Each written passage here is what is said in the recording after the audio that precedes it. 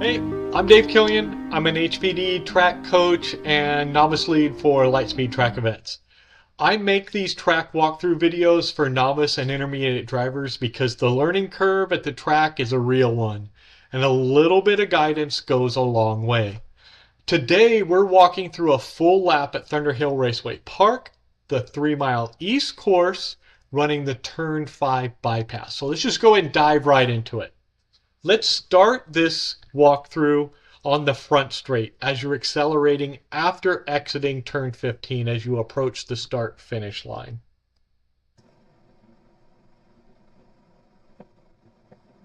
So watch the pit lane blend line significantly. Cars enter the track here.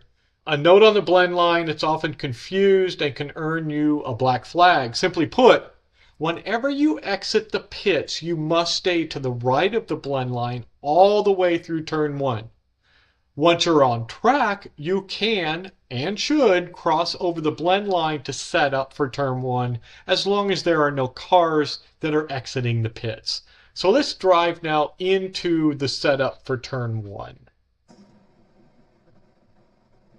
So turn 1 is a medium to high speed left-hander that requires a modest brake and potentially even a downshift depending on your car. Your eyes should be up and seeing that the flag station is on the right-hand side of the track even before you apex. I would avoid the apex curve as it's a bit aggressive here, but your left side tires should reach that white painted line. At the end of the curb, you're going to be pointed directly at the turn 2 flag station. Note that there is no excuse for missing any flags anywhere, but this one really should be a no-brainer. Let's track out at turn 1. Now you're going to head down into turn 2, which requires braking for most cars. This corner rewards experience and maybe trying different things out. So let's drive to the turn in for turn 2. Now, as a new driver, I would highly recommend a mid-entry and use that as an opportunity to practice throttle steering all the way down to the late apex. You'll be looking far out the left side of the car at this point to see where that apex is. As an intermediate driver, you can start exploring maybe a diamond method, which allows you to brake a little bit later and keep the car a little bit straighter towards the left side entry. Think of it as the first apex. Then the car is going to push a little wide. You'll have to rotate it and then back to that traditional late apex. Now, as the fastest method in a well-gripped car, consider a really aggressive inside line that hooks along the inside of the track. Whatever method you choose, that second apex is a non-negotiable. So let's go ahead and drive to that very important apex.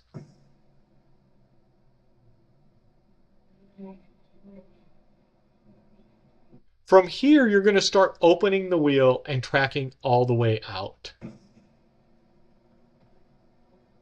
The turn 3 flag station is visible straight ahead. Turn 3 is a cresting, partially blind right-hander, one of the most incident-prone corners on the track. Pay special attention to that flag station because you cannot see cars that may have spun on the exit. A roughly 1/3 entry into this corner, and when I say 1/3, I mean 1/3 away from the right-hand side of the track is recommended. Avoid a wide or even mid-track entry which can leave you in the dirty part of the track. The dirty part of the track is also off camber and it has very little grip. Similar to turn 2, an aggressive hugging of the inside here is also another alternative. So regardless, you're going to pick up the right side curb and follow it all the way to the end. The end of the curve becomes your turn-in reference for turn 4.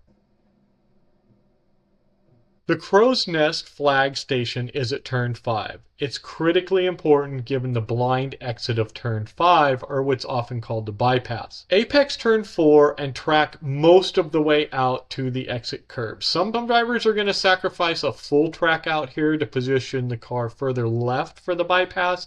It's a legitimate trade-off. You're going to have to figure that one out for yourself. So let's drive and set up for the turn 5 bypass. The bypass is one of Thunderhill's most unique and challenging sections. It's a fast, cresting, blind right-hander. I recommend pointing the car to the right before reaching the crest, which will allow you to straighten the wheel before the car gets light. Notice the amount of lateral load I have in the car here. This is me getting the car rotated for the exit while I still have a lot of grip. Note that I've released some of the steering input here as the car gets light. And then I'm going to put more wheel back into the car after it compresses on exit.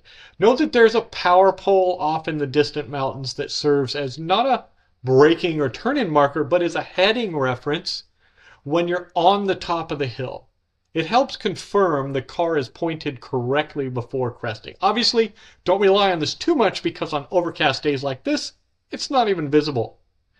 Ideally, you're going to position the car close to the right-hand side of the track on the exit of the bypass. Commonly, the car will wash out a little bit after this, and then you'll need to quickly transition back to the right side to set up for turn 6. So let's drive to this point.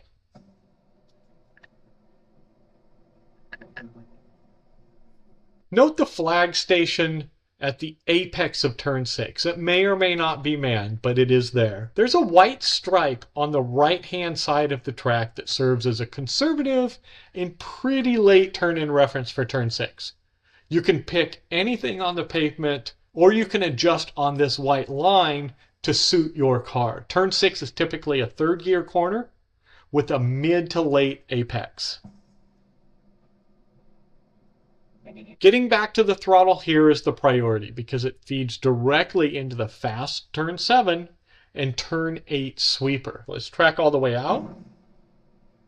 So here's where you're going to grab your next gear and get any point buys done for the faster traffic that has been stuck behind you since turn 3. Also note the flag stations at the apex of turn 7 are visible at this point. Turn 7 is an apex point, not a mid-track moment. Commit to this apex, track all the way out, and begin thinking about your turn 8 immediately. So you're going pretty fast here, and the next time you put wheel into the car is critical. Turn 8 is a fast, sweeping left-hander with a concrete apex patch on the left side of the track. The turn-in feels a bit earlier than expected. Get your left side tires on that concrete apex. It opens up the corner significantly and allows you to carry much more speed. There is generous runoff room on the exit of turn 8, but it's not a friendly place to go off. Use the rumble strip as a safety margin, and progressively learn to use more and more of the track as your confidence builds. So let's drive into the turn 9 braking zone. Turn 9 is a blind, uphill, left-hander, and it's notoriously difficult to get right. You can see the flag station as you approach, but the exit is invisible until you're nearly on top of it. Have a braking marker and use a consistent turn-in marker. The concrete curb, the paint, and the track seams make it really simple to find a turn-in marker. So this is the apex of turn 9 and you still cannot see the exit curb. That's what makes turn 9 very challenging. So you're going to apex and then open the wheel to track out. So if you find yourself here but in mid-track at the crest, it's a signal you can carry more speed or turn in slightly earlier. Some drivers use that distant water tower to point the car, but for most, the car's heading is already established by this point, and it's not entirely useful. The key indicator of whether you entered this corner correctly is whether the car is positioned near and parallel to this exit curb. So after turn 9, there's this small kink to the right. Open the wheel and use all the track on the exit to the left, and then transition to the right to set up for turn 10. Note the flag station on the right. As with a lot of Thunderhill, there are many seams and artifacts in the tarmac to mark your braking point. At the risk of being repetitive, I'll say this again. It's hard to increment and improve if you're braking and turning in at willy-nilly places on the track. Mark them, remember them, increment on them. The turn 10 apex becomes visible just about the time you start to turn in. As usual, you'll apex and track out. So now we're entering the turn 11 through 13 complex. The flag station in turn 11 will display your checkered flag when your session is ending. So if you see it, prepare to start exiting the track right after this complex. This is a section where there's not a lot to gain, but a whole lot to lose. Many new drivers overshoot turn 11 because they didn't brake soon enough or with the proper intensity.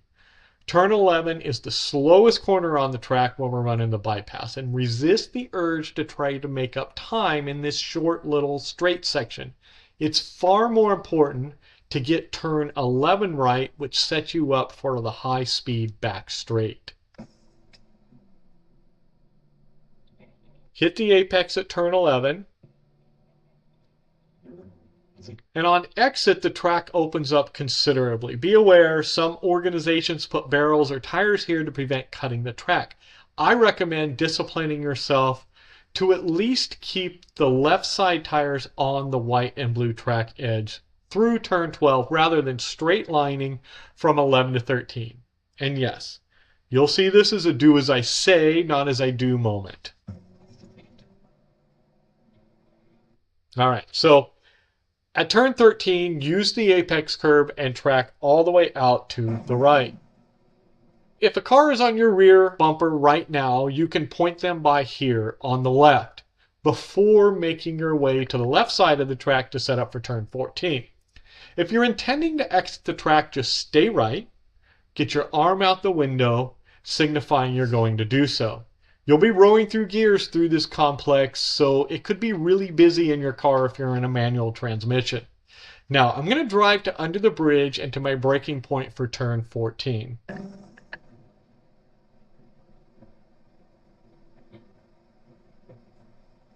Note the turn 14 flag station. No excuses for missing flags here. For me, this is the payoff section of the lap. Turn 14 and 15 is a fast, linked sweeper complex, my favorite section, and they directly impact how much speed you can carry onto that long front straight. Use consistent braking markers to set up for 14. As you can see, there's a bunch of artifacts in the pavement to choose from. And then there are white stripes and other artifacts on the left side for your turn-in reference. Turn 14 is an excellent place to practice trail braking, which is going to keep weight on the front through the turn in and drastically improves front grip rotation.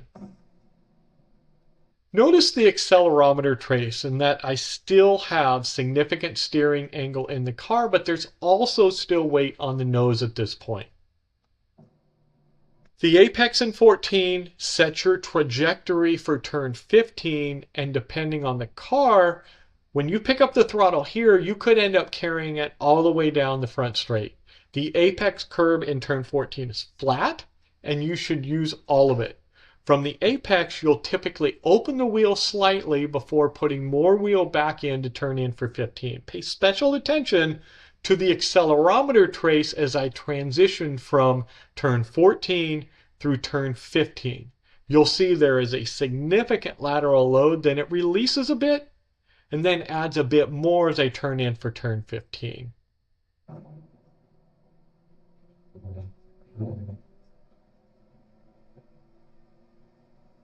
Now, the big takeaway here is that you should treat turn in 14 and 15 as a single corner, despite having to unwind the wheel just a bit and then put wheel back in. This corner deserves a view at full pace to see how it's essentially one fluid motion. When I do this, watch how the entry to turn 14, there's a diagonal transition from the full longitudinal braking to full lateral load. It's not a backwards L, which would signify popping off the brakes at turn in. Then the transition from 14 to 15 is just a small release of the wheel and then putting back in to get to the apex of turn 15.